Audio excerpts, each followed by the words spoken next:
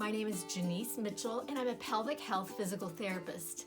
Have you ever wondered about pelvic organ prolapse and how to check for a vaginal bulge? Well, stay tuned. Here's a female pelvis, which is kind of like a bowl. The bones form the outside of the bowl, and the bottom of the bowl are the pelvic floor muscles, literally the floor of your pelvis. So they connect at the pubic bone in the front and then stretch all the way back to the tailbone in the back. They also stretch side to side. In this view from below, let's identify the three openings. So you have the urethra where urine exits, you have the vagina, and then you have the anus where poop exits. One very important job of the pelvic floor is to support, so they support the pelvic organs. In this pretend pelvis here, we have the pelvic floor, and you can see three organs generally in females. We have the bladder, the uterus, and the rectum. So the pelvic floor muscles are supporting these organs. Here's a pelvic floor that is not doing a very good job of supporting the organs. See how much it's sagging? The pelvic floor muscles must stretch up to 245% during a vaginal delivery. Studies also show that up to 50% of women lose some of the supporting function of the pelvic floor due to childbirth. This loss of support can result in pelvic organ prolapse, which is the descent or falling of the pelvic organs into or through the vaginal canal.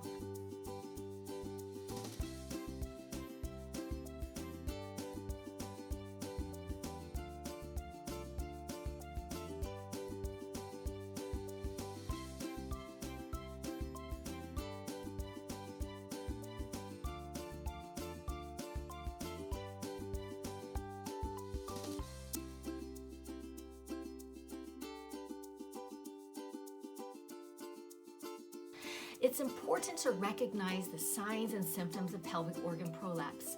Some of the most common symptoms are pelvic heaviness, pelvic pressure, and vaginal bulging. Let's talk about what to look for. So it's going to be a little pink bulge. It's actually the vaginal tissue that you're seeing. So if it's the bladder, it's not going to be yellow. It's going to be pinkish because it's the bladder that's actually falling into the vaginal wall and collapsing. If it's the rectum, it's not going to be brown. It's going to be pinkish because it's the rectum that's falling into the vaginal wall. And same thing for the uterus, it'll be pinkish. Here's a simulation of what to look for. So this is a simulated vaginal canal and this is a simulated bulge. Okay, so it may be very, very difficult to see. It may be high in the vagina, which is great. Or it might be at the opening of the vagina. Or it might even come out of the vagina. Find a comfortable supportive position with back support and leg support. A bathtub is a great option, but wherever you have privacy and support is fine. You take a handheld mirror, and we're taking that mirror to look at the perineum to help guide us so that we can see what we're doing and what we're looking for, okay?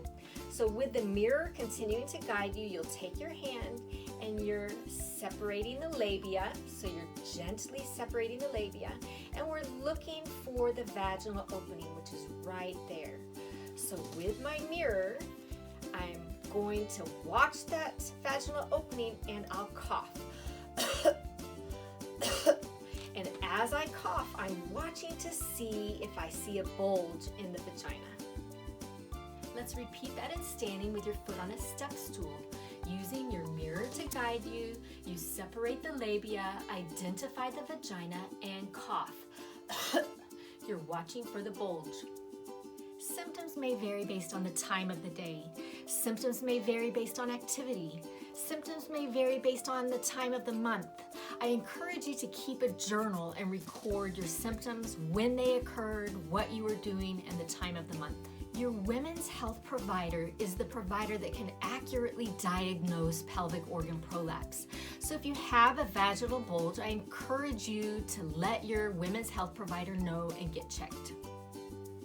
Exercise is a huge component of healthy pelvic floor muscles and a healthy life. I encourage you to listen to your body and to support your pelvic floor muscles. If you have any questions or if you need additional resources, please feel free to reach out to me. It is possible to reverse or reduce pelvic organ prolapse symptoms and to live a high quality, active, happy life. I know because I've had pelvic organ prolapse for 19 years. Thank you so much for joining me. I hope that this has given you information, hope, and help.